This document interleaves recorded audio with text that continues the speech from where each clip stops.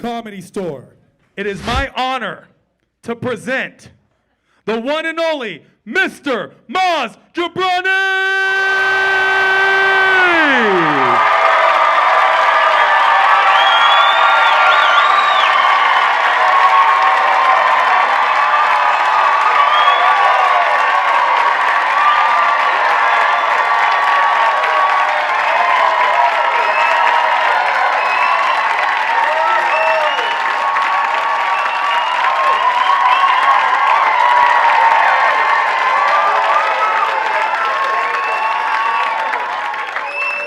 Wow, thank you. Oh my God.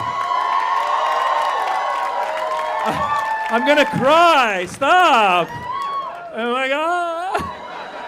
You guys are so nice. How are you? Hello, Mayor Jimmy Del Shot. Good to see you. How are you? Mayor of Beverly Hills showed up, motherfuckers. That's right. I don't mess around. Thank you, sir. You guys, I'm so excited to be here. First of all, thank you so much for all of you for coming out. I dressed in my Miami Vice outfit just for you guys. Don Johnson, look at me now. Hey, yeah. Oh my God. You guys, listen, I'm so excited because this comedy special is about 23 years in the making, okay? Yeah, I'll tell you what I mean by that. 23 years ago is when I first came to the Comedy Store and became a regular and became a comedian and disappointed my Iranian immigrant parents. Because they didn't want this shit, you know what I'm saying? Like, who else has immigrant parents here? Who has got immigrant parents? There we go, of course. Like, what's your background? What's your background? You, yes? Egypt. And what do you do? Executive director. You see what I'm saying? That's something to be proud about, okay? Her parents were proud of being executive director. I don't even know what she directs, but I don't know, but good for you. Who else had immigrant parents? There you go. What were your immigrant parents? Also Egyptian. Oh, shit. Clearly it's Egyptian night at the Comedy Store. And you're Egyptian as well? You look like an Egyptian me. Look at you. You bald, beautiful man. Look at you. Look at this. What a good-looking Egyptian man over there. What's your name, Egyptian man? Mina. There you go. Oh, yeah, Mina. How are you, Mina? What do you do again? What do you do? Engineer. You see, I'm not even his parent. I'm proud of him. That's what they want, Mina. Not comedian. Mina, 23 years ago, I came to the Comedy Store. A lot of people don't know how you become a regular at the Comedy Store. The way it used to work, Mitzi Shore, who's the owner of the Comedy Store, she started the Comedy Store. She's now since passed away, but she was with us, and she started this club 50 years ago. Give it up for Mitzi Shore, first of all. Now, Mina, the way you would become a regular at the Comedy Store, you used to have to go perform in front of Mitzi in the original room. It's the room next door to here. And you do 3 minutes in front of her. And if she liked you, she would get word back to you that she wants to see you do 6 minutes. She wouldn't tell you herself. It was like mafia shit, okay? I swear to God, you do your 3, and if they liked you, somebody in the hallway would be like, all right, come back for 6. You'd be like, all right, I'll see you later. And if they liked the 6, they go, come back for 10. And then once you do the 10, she would sit in the back seat by the exit sign, and she would watch you.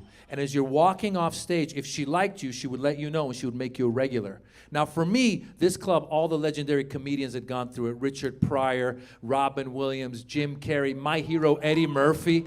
He'd been, oh my God.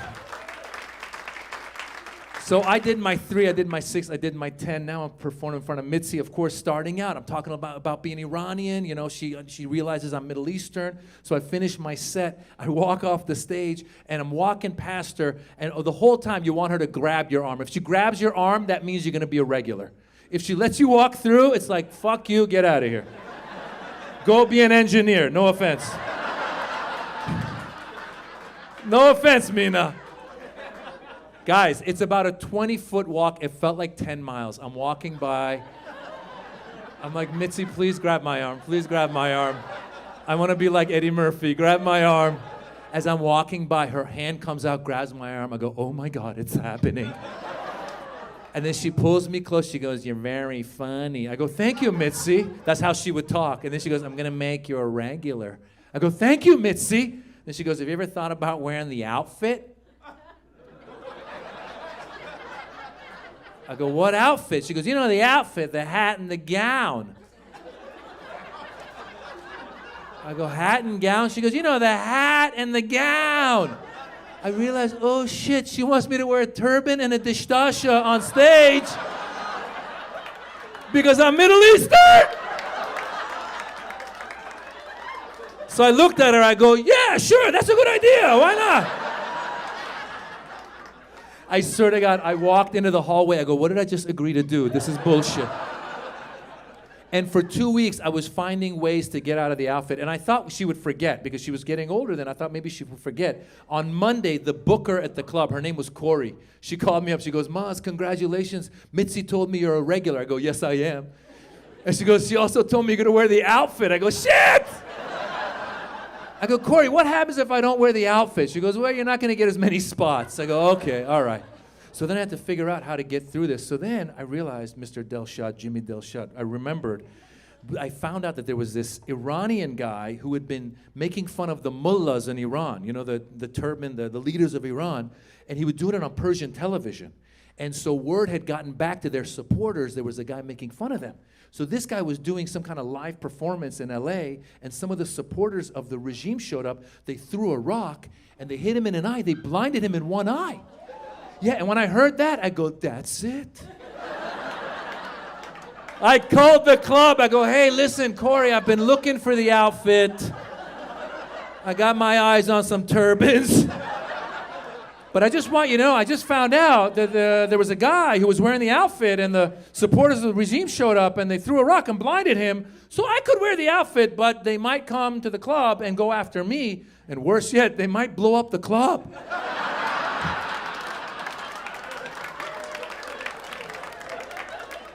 And then Corey goes, "Let me call you back." She called me 5 minutes later. She goes, "Mitzi said wear something comfortable. You'll be fine."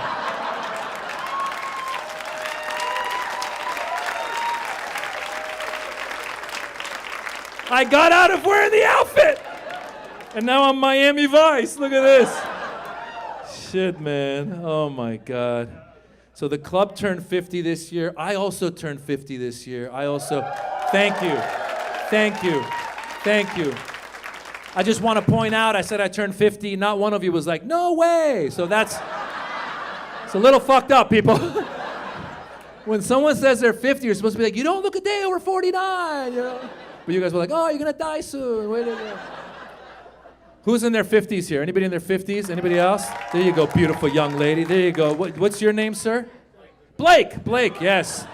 The white man. How are you, Blake? Blake, the white man. Blake, how old are you? How old are you? 59! You look great! You see how that worked? I did fucking... Couldn't you have done that to me, you assholes? He looks horrible, but I told him he looks great. No.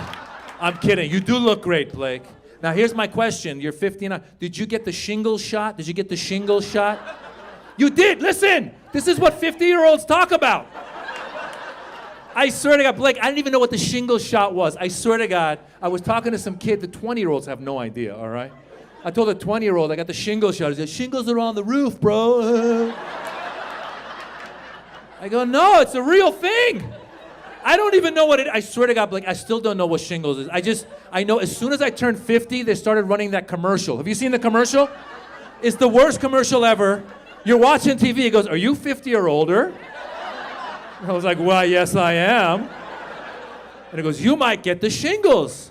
And then they show this guy, he's bent over in pain. He's like, And the voiceover is like, "You will not be able to do anything with your life. You will stay home. You can't see your family." And then it shows the guy's skin is burning. I don't even know what the fuck's happening. I go, "You know what?" I went right to the doctor. I go, "Give me the shingle shot." I don't even know what it is. Give me the shingle shot. I got the shingle shot and I got my 4th COVID shot. Did you guys, you got your 4th COVID? Of course. I forgot I was 50 until I was watching the news and they were like, "You know, if you're 50 or older, you can now qualify for your 2nd COVID booster. And I was watching it, go, wow, good for them. And I go, oh shit, good for me. I got my 4th COVID, I got all my shots, and I still got Omicron. Who here got Omicron? Who got Omicron? There you go, you got Omicron, yeah, you got Omicron. When did you get it, sir? When did you get it? Did you get it recently or like back, like around the, when? January. January, there you go. What's your name, sir? Fred. Fred? Yes. Yes, you got an accent. Where's that accent from, Fred? Stockholm, Sweden. Stockholm, Sweden! Wow! Hur mår du? Mycket bra. I don't know what the fuck he just said back. All I learned is how to say, how are you? And then he's like, I was talking, well, party, I don't know what he said. I just was like, whatever. Fred, good to see you. Do you live in Stockholm or you live in LA? You're just visiting? Yeah. Fantastic. And he still has his sunglasses because the sun doesn't set till late in Stockholm. So. He's clearly on Stockholm time. Fred's walking around. The sun will not go down till at least 11 o'clock maybe tonight. I'm sorry, that was like a German accent. I don't really know a Swedish accent. My only Swedish accent is herd, a bird, a herd, a bird, a herd, dirt, dirt, dirt. Swedish chef, you know what I'm talking about. Fred, I got it around the holidays as well. Last December I got COVID. At the time I got Omicron. And at the time I had Omicron and I was triple vaccinated. So by the time I was done with it, I had the antibodies and triple vaccine. I felt invincible. I was walking around Los Angeles just licking everything. I was walking in the Starbucks, hello! I would like a Frappuccino and a cookie. I go, why are you licking the counter? I'm triple vaccinated! And I got antibodies!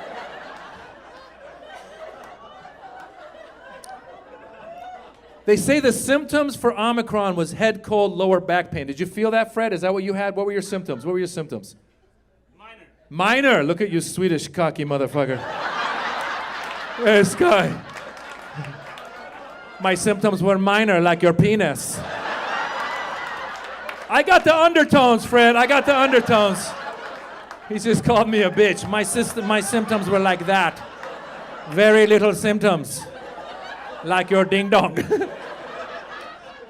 Fred, every variant has had its own symptoms. Like the original variant, right? You would lose your smell and taste, right? And then, of course, there was the breathing. And then for Omicron, head cold, lower back pain.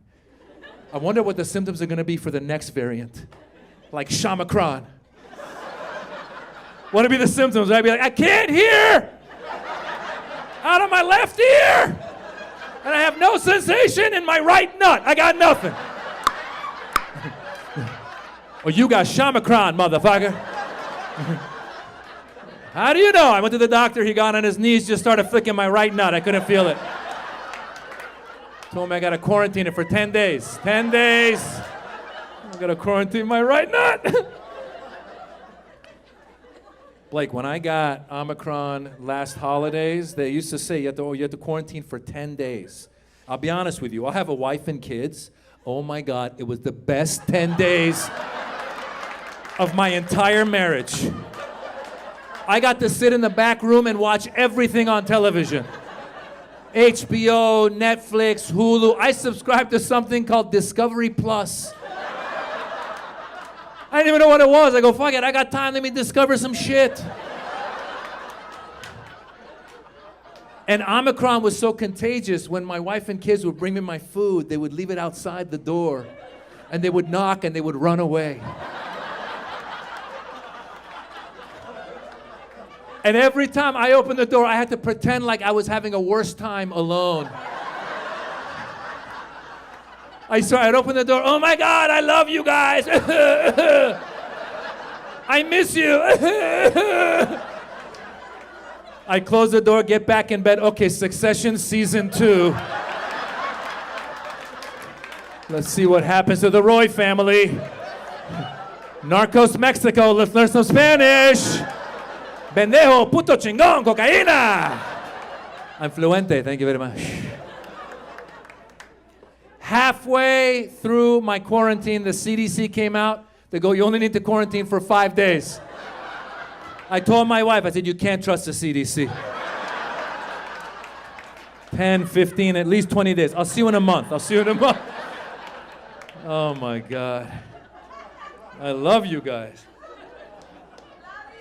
Love you, baby. Thank you, guys. Thank you.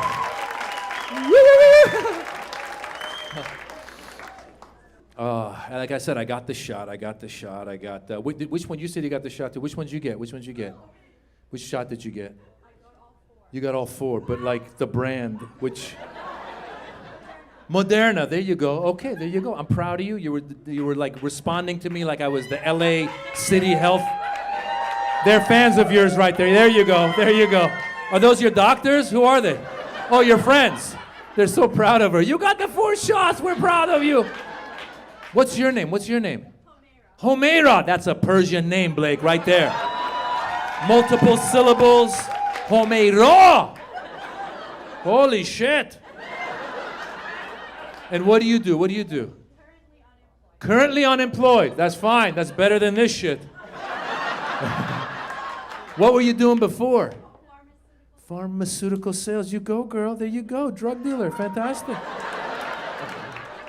Homer, you got Moderna? Listen, I'll be honest with you. I got Pfizer. And, you know, people who got Pfizer are a little cocky. You know what I'm saying? People who got Pfizer are like, yes, I got Pfizer. I also have an American Express Platinum card. Thank you very much. Like, Homer, I try not to judge, but I judge. I swear to God, people say I got Moderna. I go, oh, good luck to you. They go, I got Johnson & Johnson. I go, you need better health insurance.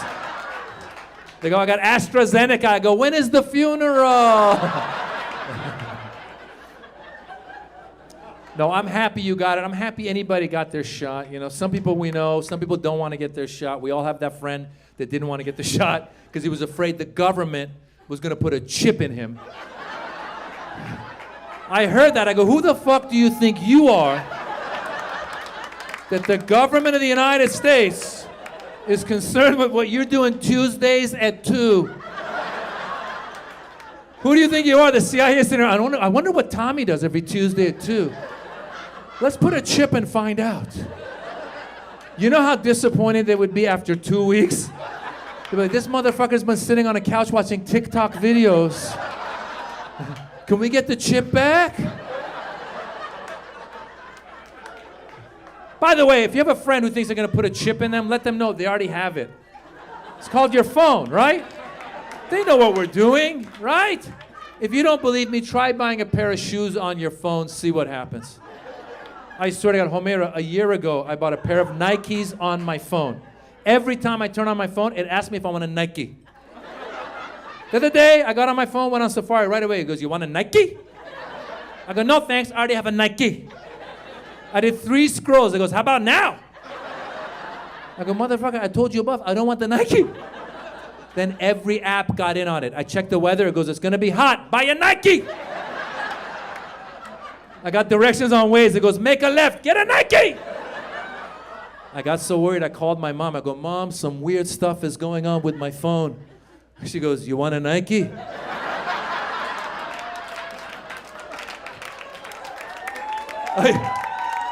I go, you too? She goes, Maz. I go, what? She goes, just do it. That's the tagline for Nike. Yes. Thank you. Every time I do that joke, I get $1 from Nike. Thank you very much. I'm kidding. So my mom had an accent in that joke because, as you guys know, like I said, I'm Iranian and my wife is Indian, all right? So are there any Indians tonight? Any? There we go. Thank you, all 3, 4, 5. That's how they multiply. You see how that worked? We had 4, all of a sudden 5. By the end of the show, 1 billion will be in here, you guys. It's my people right there, my cousins. So guys, check this out. I'm Iranian, my wife's Indian. All right, now I got a theory. Who else here is in a mixed relationship? There you go. What's the mix? What do we got? Black and white. Thank you very much, sir. He looked at me like I'm so stupid. He goes, asshole, black, white.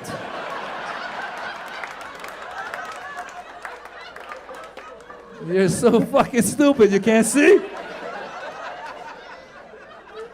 Are you guys married? You have kids? I You have kids. Okay, this is getting complicated now. He said, I have kids. The white lady did not contribute at all. What's your name, my man? Jonathan. So here's my theory. My theory is if you have kids with your wife when you're in an interracial relationship, when it comes time to name your kids, there's a whole negotiation that begins. It's a compromise. You know what I'm saying? Like the example I like to do usually is like I say, let's say you're a Mexican guy actually married to like a Swedish woman, let's say, right? Let's say you have a kid, right? You, right away, your son, you go, I want to name him Jose. The Swedish wife would be like, I want to name him IKEA. They compromise, Hoskia. You see how that works? So when my son was born, I went to my Indian wife out the gate. I started with a nice Persian Muslim name right out the gate. Went to my wife, my Indian wife, I go, hey, how about Mahmoud?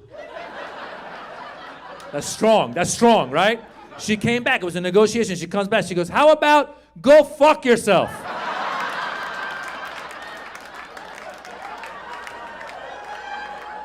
I said, is that a very common Indian name? I go, would his nickname be Go Fuck or Yourself? What would... Then it was a negotiation. I went back. I go, how about Mohammed? She goes, asshole, I want him to travel. I go, oh, okay. Yeah, Mohammed's not a good name at the airport. That's not a good one. So then I found a nice neutral Persian name, Dara, D-A-R-A. Great name, right? Nobody knows what it is, right? But then she wanted to Indianize it, so she added a silent H after the D. So now it's spelled D-H-A-R-A. Looks Indian, is Iranian. You see? Right? She's happy, I'm happy. That's it. That's how the negotiation works. But my favorite thing is when we go to the parent-teacher conferences. Oh my God, white people. You guys are so nervous about messing up ethnic names. It's the most entertaining shit because his teachers don't know what to do with the silent H in Dara. And they don't want to mess it up. They don't want to offend us. So we walk in, I see his white teachers, they're sweating bullets. And they start saying his name, hoping that we'll help them out. They're like, you know, your son, but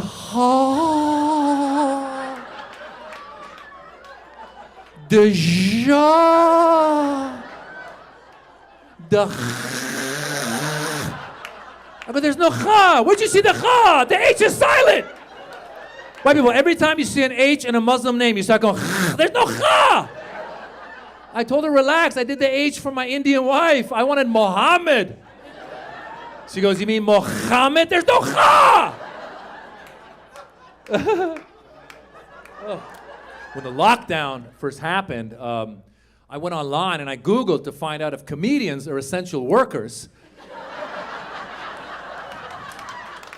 That's not the joke, you bastards! That's the setup to the punchline! How dare you laugh? No, because we couldn't tour, we couldn't do anything. We had to come up with things to do. Like Blake, we had to come up with like I tried to become an influencer. I swear to God, I didn't even know Mina. I didn't know what it was. I went and bought like a ring light. I didn't know what I was doing. I didn't know what an influencer was until Dara, my son, he told me about it. I was walking with him in the streets. He saw this influencer. He lost his mind. We're walking. Dara sees the influencer. He's like, oh my God. That's Sven Svensson. I go, who the hell is Sven Svensson? He's an influencer. He's got 5 million followers on YouTube. He makes $10 million a year. I go, what does he do? He opens boxes. What the fuck? And then Dara said hi. The guy says hi back. Dara goes, he's so nice. I go, of course he's nice. He's making 10 million a year opening boxes. You want to see an asshole? Go to the UPS store. There's a guy closing boxes right now. Pissed off that he's doing the wrong thing with boxes. Your package will get there when it gets there. Next in line. Go to FedEx. Get out of here. We didn't know what to do. We couldn't tour. My agents were like, now during the lockdown is a good time for you to build your social media. You need to post more videos on Instagram. Who here's on Instagram? Who's on Instagram? There you go. Yes. I don't know about you guys, but every time I post a video on Instagram, I lose 250 followers. I don't know where they're going. I'm like, where are you going? Stay! What's your name? What's your name? Elizabeth. You have an accent too. Where are you from, Elizabeth? Venezuela. Bienvenidos. I don't know why I became a bullfighter. That was weird. Hello, Venezuela. Are you also Venezuelan? Persian. Oh, shit. There you go. And you guys are a couple. Fantastic. Way to go. Wow. You're both enemies of America and you got together. Yes. Yes. These two met at an oil embargo meeting. She saw him. Are you also going to keep the oil for yourself? Yeah. He's like, definitely. Well, I'm not going to give it to America. Fantastic. The prices will go up. So, Elizabeth, and your name? What is it? Amir. Fantastic. There you go, buddy. But you guys aren't married, are you? No. Okay. Have you guys? So the names. Just keep in mind, it's going to happen. I'm telling you. Now, Elizabeth, you said you are on Instagram, right?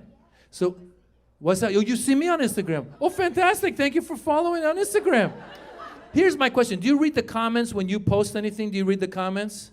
You do? These ladies are like, yes, we read the comments, goddammit. Clearly, they're the ones who are writing, this is bullshit, okay? I can't believe. The key, Fred, the key is not to read the comments because you'll be disappointed. I swear to God, no, because usually there's the comments start pissing you. Let me tell you what happened. This is what happened. I decided to eat right, exercise, lose a little bit of weight. Then I thought maybe I would post the weight loss on my Instagram page. I can inspire my followers to lose weight with me. So I ran, I ate right, I got on the scale, I took a picture, I posted it. Started reading the comments. First comment, dude, your toes are ugly. You motherfucker. Second comment, why do you have purple shins? You might have coronavirus. I go, what the fuck? Third comment, want a Nike?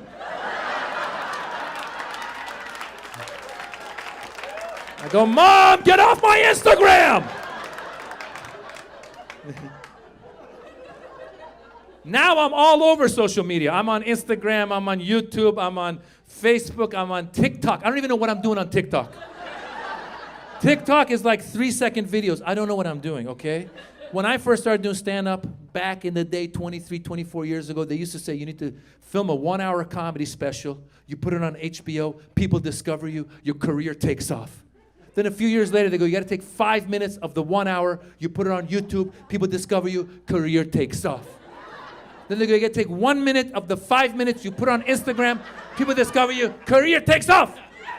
Now they say you got to take 3 seconds of the 1 minute, you put it on TikTok, people discover you, career takes off.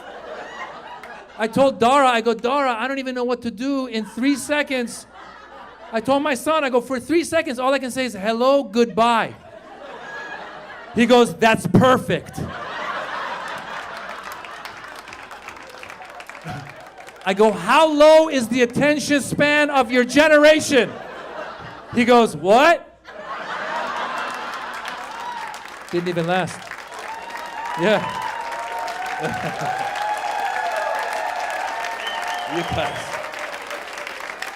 You guys are awesome. Oh my God. Been a crazy couple of years. Comedians had to do Zoom comedy shows. Yeah, holy shit. Who else? Who else? You guys did business on Zoom? Who else did? Yeah, there you go. There you go. What's your name, sir? Josefa? Oh wow, what's your background? Indian. Shit, I've never heard Josefa. Did you have a Mexican parent? It's what I said before. Clearly the negotiation happened. Right? The father wanted Jose, the mother wanted Farouk, they went Josefa. That's how that works. That's how Josefa.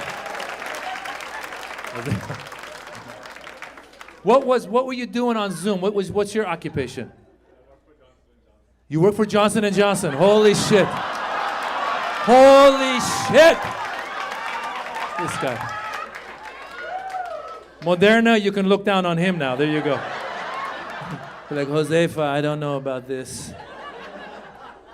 Josefa, I don't know how many meetings you have to do on Zoom and what you do on Zoom. When I'm on Zoom, we have to do comedy shows, all right? Every time I'm on Zoom, I try to watch everybody else who's in the Zoom meeting, but inevitably, my eyes work their way back to my face. And I start noticing every fault on this fucking face. I swear to God, they were pitching a TV show to me. I was listening. All of a sudden, I look over, I go, holy shit. When did I get so old? I go, look at these wrinkles. I got crow's feet. I didn't know, where'd my eyebrows go? I have no eyebrows. I didn't know I was this bald. Holy shit. That's a big nose. What the fuck? I wonder if it's smaller. It's bigger this way! Josefa, by the end of the meeting, the guy goes, what do you think of the TV show? I go, I think I need plastic surgery.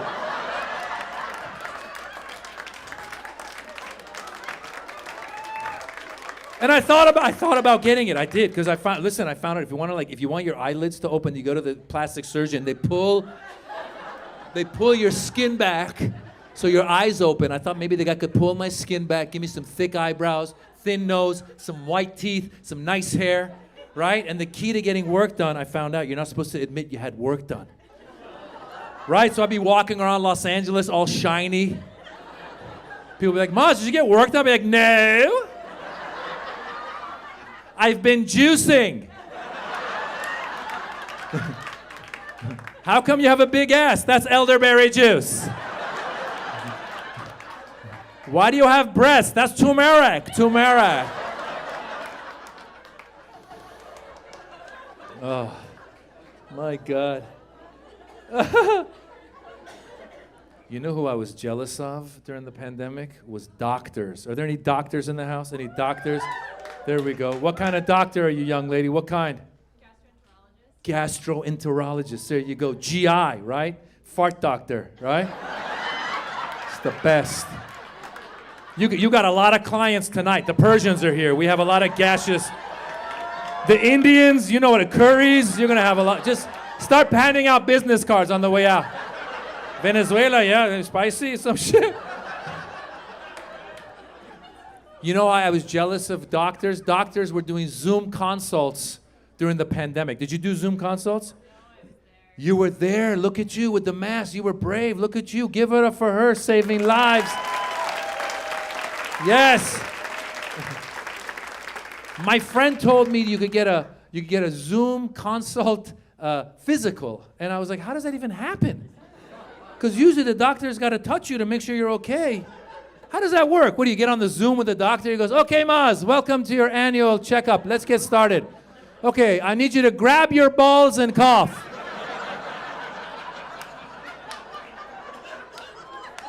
Are you feeling anything strange? No? Okay, stick your finger up your ass. Anything at all? No? Okay, do the copay on the way out. You'll be fine. I was so jealous of doctor. I should have been a doctor. I should have been a doctor. Have you ever heard anybody say that to you before? People say stupid shit like that. I'm happy you haven't heard it, because some people will see like a doctor in a nice car. They go, I should have been a doctor. Like it's a weekend extension course. What's your name, Doc? What's your name? Melanie. I knew I couldn't be a doctor from the 5th grade. Yeah, when they brought that frog out. Remember the frog? Guys, remember the frog? In the 5th grade, they brought out a dead frog. Melanie, it was pinned to a tray with his arms out, just like Jesus. He's just... the most disgusting shit I've ever seen. And they doused him in formaldehyde. They put him in front of me. I raised my hand. I go, teacher, what do you want me to do with the frog? She goes, cut it open. I go, fuck that. You cut it open.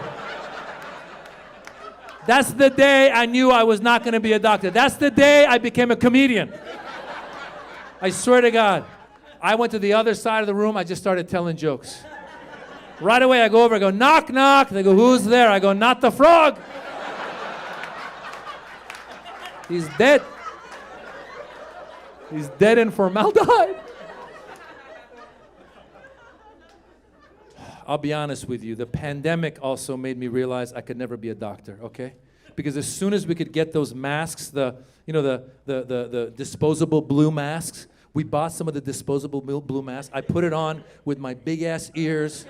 Those things were hurting my ears so much.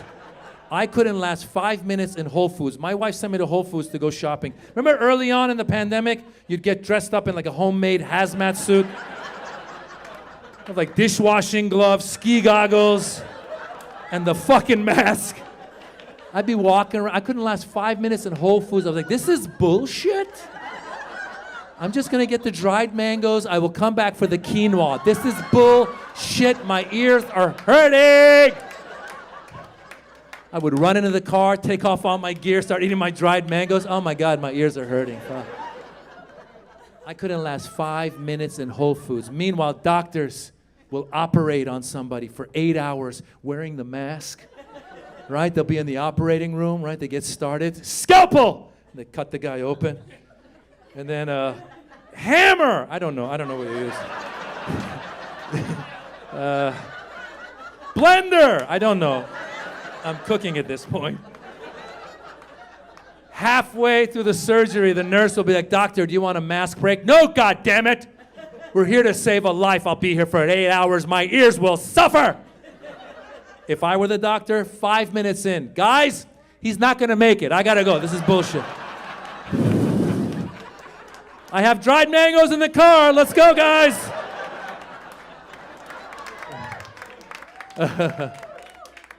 I also got a cold during the coronavirus.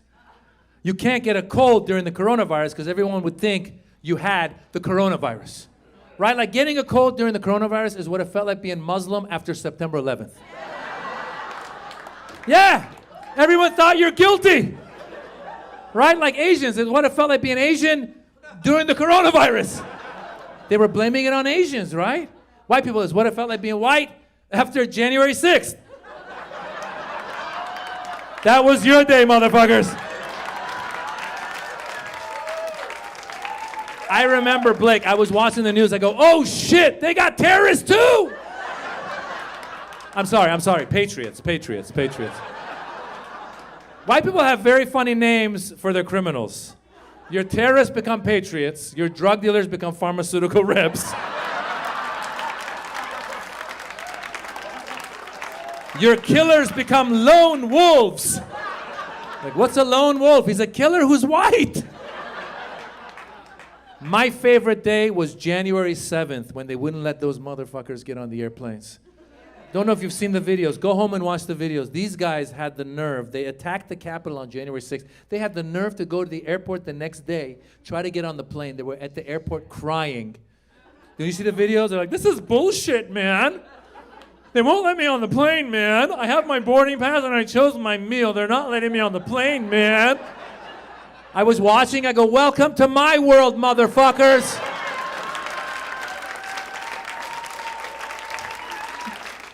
They haven't let my people on planes for 20 years. My cousin Mahmoud is still walking across the country. I go, by the way, when they didn't let the Muslims on the planes, we didn't cry. We didn't cry, okay? We just walked away. We're like, okay, fine. I will just hijack the next plane. That's how you do it. I've been following the whole January 6th. I don't know if you heard about it, but they obviously put a lot of the people who stormed the Capitol, they put them in jail. And a lot of them, when they were caught, they said that they didn't mean to storm the Capitol. They got caught up in the moment. What kind of stupid ass, bullshit, white privilege excuse is that? Because I don't know about you guys, but I've never been outside of a bank just using an ATM. Looked over, seen a bank robber run by, made eye contact. Let's do this shit, motherfucker.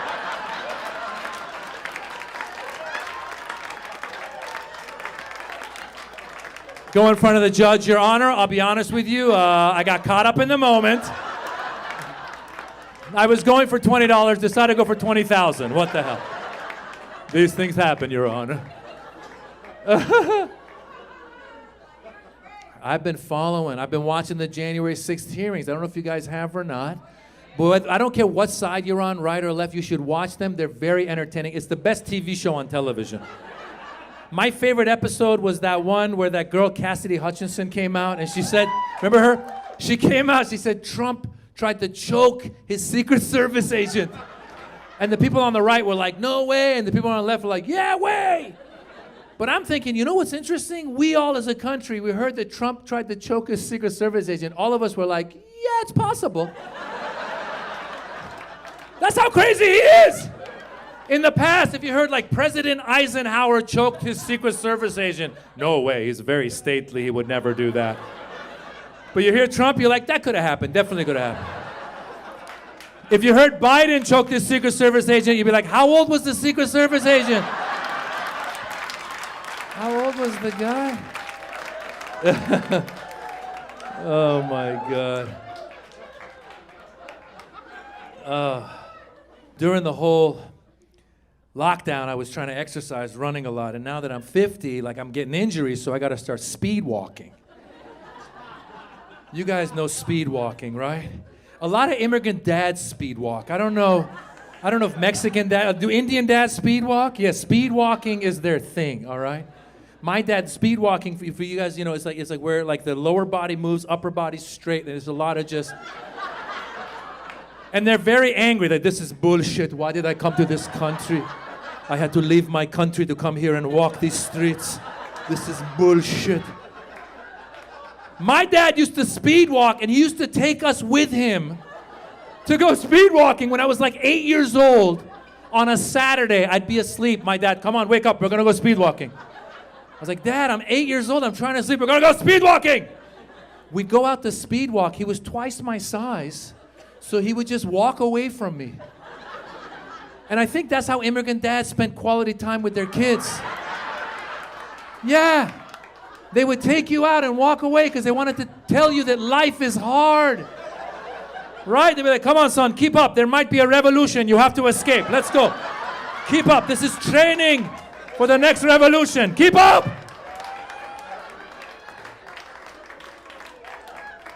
And then I realized we weren't there just to speed walk with our dads and our immigrant dads, but also we were their therapists.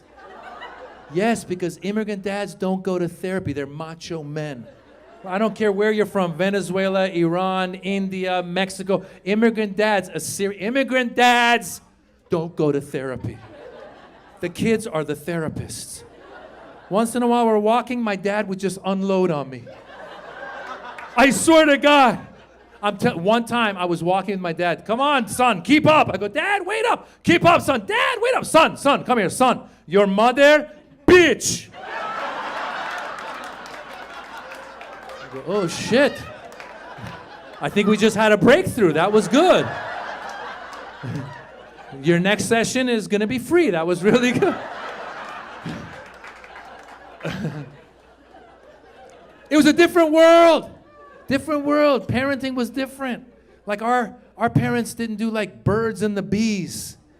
Josefa, did your Indian dad do? No. Didn't even know what it meant. I asked my Persian dad, I go, can you do the birds and the bees? He goes, son, we don't have birds and bees. We have lawyers and doctors. And I hope you be one.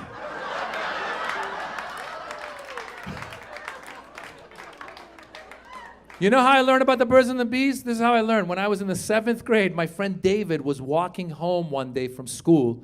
He found 3 grocery bags filled with Playboys, just outside by the garbage. That's how they used to do it back in the day. Then the guy was done, he would pay it forward.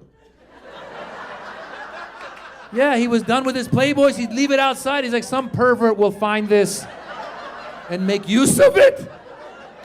David came up to me and goes, listen, I got 3 bags of Playboys. You want one? I go, of course I want a bag of Playboys. I took it home. I taught myself the birds and the bees. I was very good at it. Thank you very much. Thank you. But then also having the immigrant entrepreneurial mentality, 6 months later, I took the bag to school and sold it to all the other boys.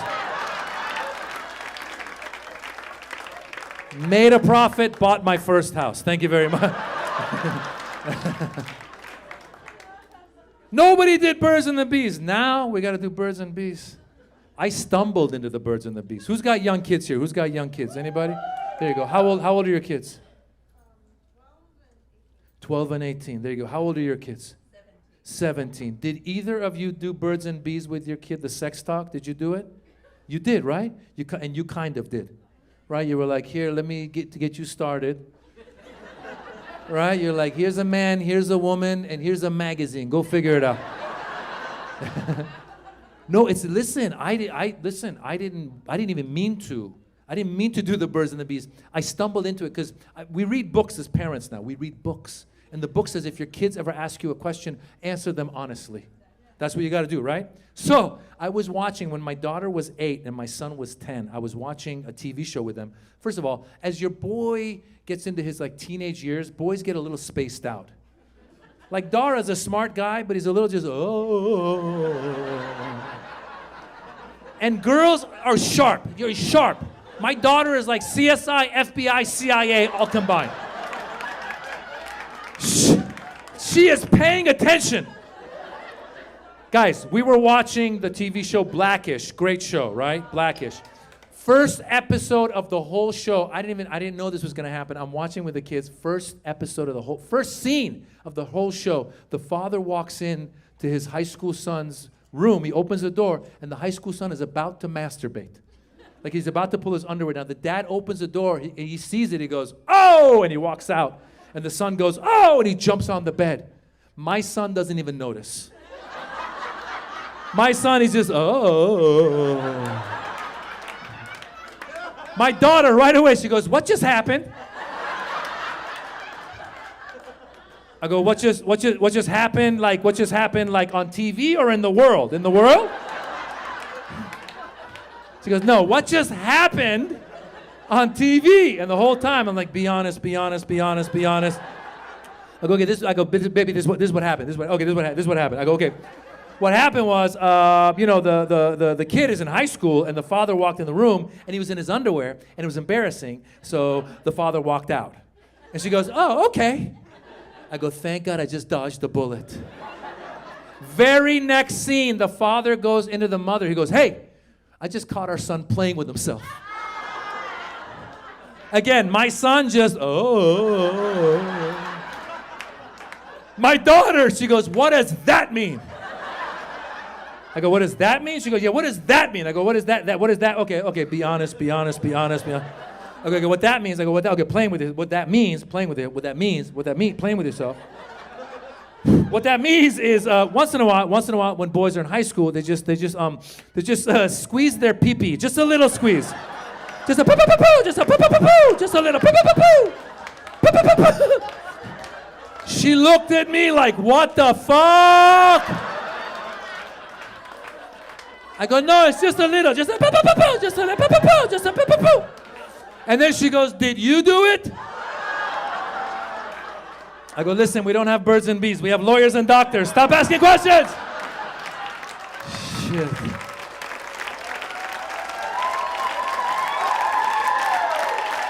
Oh.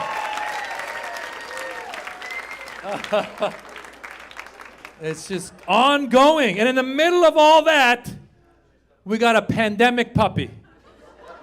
Anybody else here get a pandemic puppy? There you go. You got one? You got one? Which kind did you get? Chihuahua? There you go. You guys live together? Fantastic. You said no? You said yes? Some weird shit's happening right now.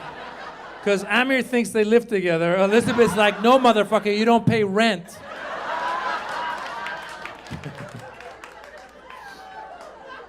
You guys got a Chihuahua together, though, right? So here's the check. Was it your first dog, or you had a dog before? Yeah. See, I'd never had a dog. I never had a dog before the pandemic because, again, a lot of cultures aren't dog people.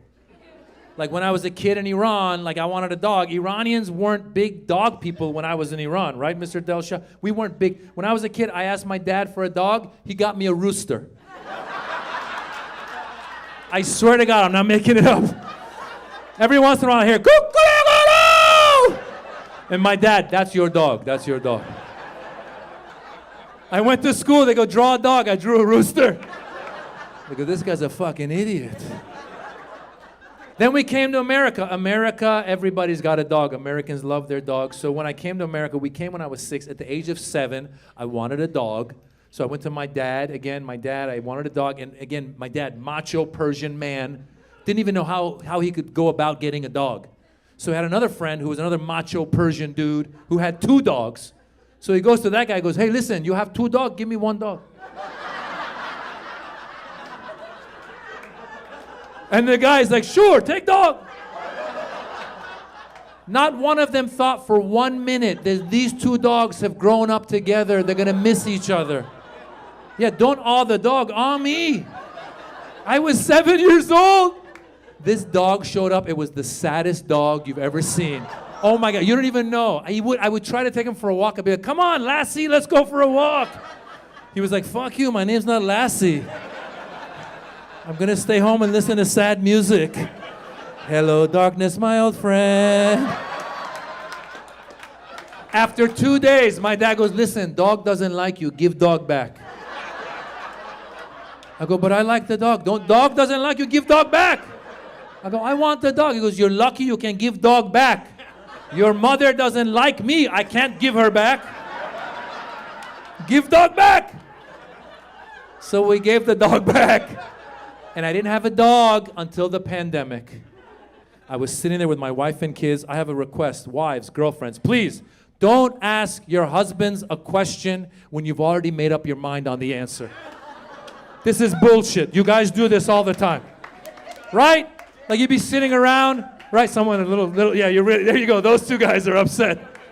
You know what I'm saying? You'll be sitting around and your wife will be like, should we get sushi for dinner? Right? And you'll be like, you know, I'm not in the mood for sushi. They'll be like, you're never in the mood. For when are you ever in the mood? If you want the sushi, get the fucking sushi! I'll eat whatever you give me! My wife pulled that shit with the dog.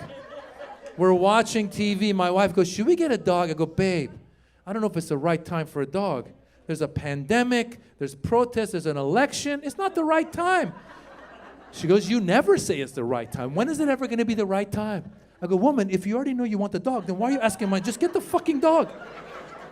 And then she pulls this bullshit. She goes, let's just go look at the puppies. What kind of bullshit? Wife negotiating tactic, Indian negotiating, I don't know what that was. Who just looks at a puppy? What kind of Disney villain would I have to be to just look at a puppy and not bring it home? Right? Who sees the puppy? I don't want the puppy! Destroy the puppy! Oh, hell no. We saw the puppy, we brought her home. Little mini golden doodle. Yeah, I know. My wife colors apricot, okay? She's cute. She looks like a little teddy bear. My wife named her Yasu. It's a Japanese name. Thank you, one person likes the name. Thank you. My wife, so it's a Japanese name. It means peaceful. So now I'm Iranian. My wife is Indian. Our dog is Japanese. Our nanny is Guatemalan. Our neighbor is Korean. I could run a goddamn immigration office out of my kitchen right now. And I've learned a lot since we had the dog. For one thing, I learned Japanese and Koreans don't get along. Did you know this? I didn't know this till I was walking with Yasu, my little Japanese dog, came upon my Korean neighbor. She goes, what's your dog's name? I go, it's Yasu. In Japanese, it means peaceful. She goes, that's interesting, because Yasu in Korean means beast. I go, well, that's interesting, because my dog is peaceful.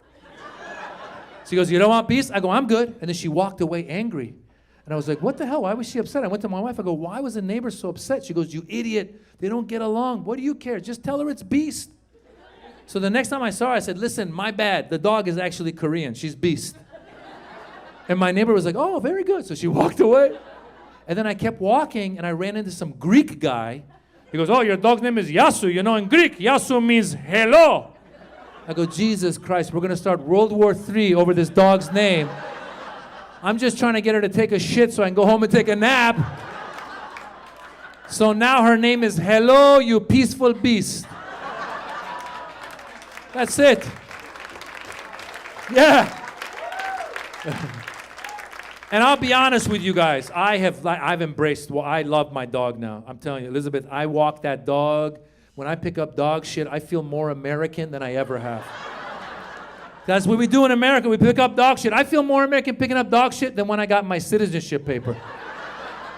I pick up the dog shit. I hold it to the sky. I talk to my dad. Father, I finally have a dog. I'm American, Father. Because let's face it, Americans love their dogs, right? They hate their parents, but they love their dogs. A dog shit, they pick it up. The parents shit, retirement home. Or Florida, same shit. You know what I'm saying? So you guys, so Yasu has this little stuffed pet monkey that she likes to play with.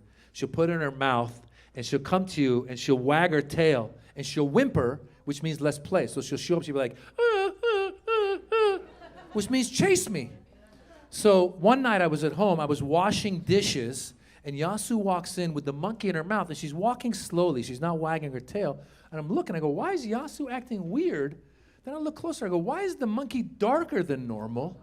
I go, oh shit, that's not a monkey, that's a dead squirrel.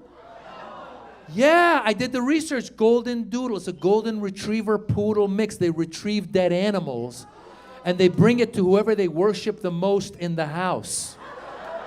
Yeah, and up until then, there'd been a competition between me, my wife, and the kids. Oh, she loves me more, she loves me more. And as she was walking towards me with a dead squirrel in her mouth, slowly I go, oh my God, she loves me more. And she's walking towards me like it's a scene from Game of Thrones. And she's bringing me gold. She's like, for thee, my lord, I bringeth thy dead squirrel for thee, my lord. And she drops it and just walks out backwards. And I'm washing the dishes. I go, what the fuck am I supposed to do with this? So I put on all kinds of gear, wrapped it up, threw it away. Next morning, I had to take the kids to school. The one thing I miss about Zoom school is the commute. Remember, the commute was so easy. Oh my God. You just wake up in the morning, you go to their room, you'd wake them up. Hey, wake up! Go to school! They'd get out of bed, they just walk to their desk. I'd go downstairs, I'd tell my wife, listen, I dropped them off, you pick them up. Now you gotta drive them through traffic again, right? And my son, like I told you, smart kid, little spaced out. He has no sense of time. I was trying to get out of the house by 7:30. He walked downstairs at 7:29. Like no big deal. Like one shoe on one foot. Just starts telling me about a dream he had the night before. He's like, hey Dad, what's going on? I had a dream last night and there was a waterfall, but the waterfall was going the wrong way. And I don't know why it was going the wrong way. And I'm late. I'm like, hurry up, get in the car, get in the car. Like, all right, whatever, calm down, whatever, all right. And then he started walking the wrong way. I go, where are you going? The door's that way. He goes, all right, we're going to say bye to Yasu. Calm down, whatever, all right. So now he's saying bye to Yasu. All of a sudden, I hear him. He goes, oh no. She did it again. I go, what? He goes, come look. So I go look. Now there's a dead rat on our lawn.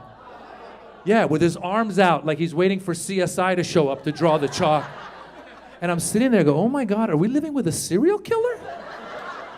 Because she looks like a teddy bear, but now I'm getting worried. And the next day I saw her walking in the backyard with a little dead baby bird in her mouth. I go, holy shit, she's not a teddy bear. She's Teddy Bundy. So now I get the kids in the car to drive them to school. The one good thing about my son being spaced out, when we're driving to school, he doesn't talk. He's in the back seat just watching the trees go by. I have no idea what's on his mind. I have Yasu in the car because she's a pandemic puppy. You got to take her wherever you go. She's in the car pretending to sleep, but definitely plotting her next kill. My daughter, Mila, is in the front seat at 7:30 in the morning. She will not stop talking about shit that I do not care about.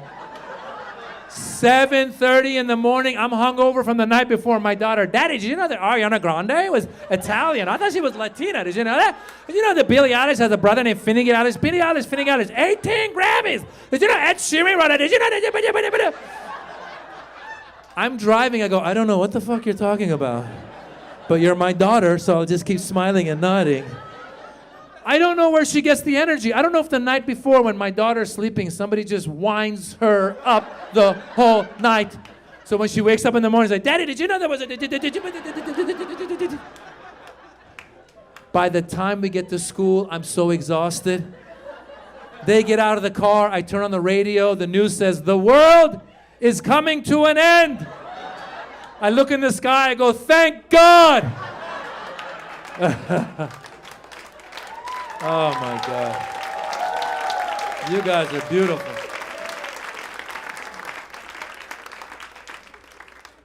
I got one more story I want to tell you. So this happened. We took the kids to a sleepaway camp. Have you heard of sleepaway camp? For those of you who don't know, sleepaway camp is where you get to drop your kids off for a week and just have a life. Oh, it's the best thing in the world, all right? And we signed them up for what we thought was a parkour camp. Have you heard of parkour? Again, for those of you who don't know, parkour is where kids learn to climb up walls and shit, okay? Like tough kids learn to fight, my kids learn to escape. I told them, you're ever in trouble, hop, skip, jump, jazz hands, get out of there. The jazz hands confused the assailant.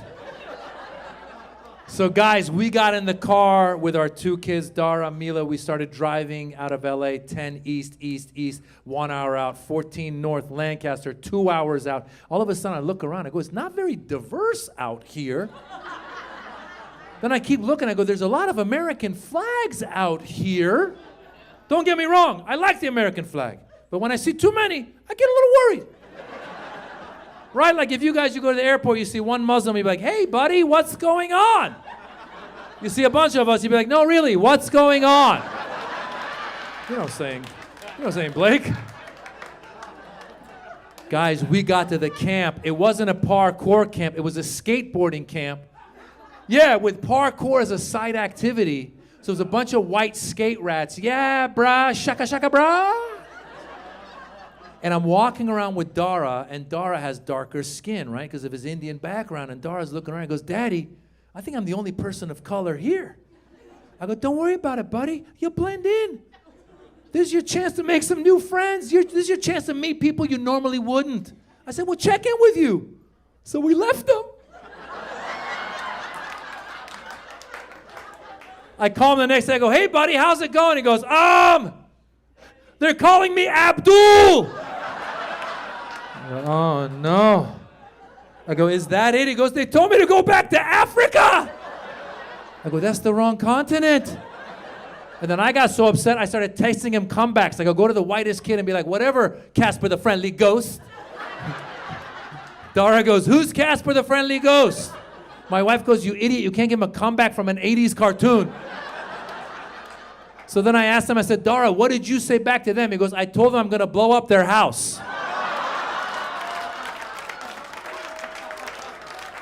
I go, way to go, Abdul. I'm proud of you. Guys, I'm Maz Jobrani. That's the show. Thank you, Comedy Store. Thank you, Mitzi Shore. Thank you, Comedy Store. Thank you, guys. Beautiful people. Thank you.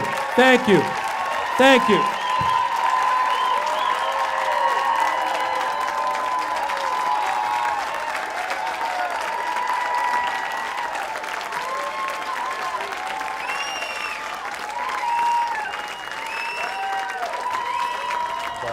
But it's not even that big of a crowd to get taped. If it were a good crowd, I would want you guys to tape it so I could get that tape to this Aspen guy.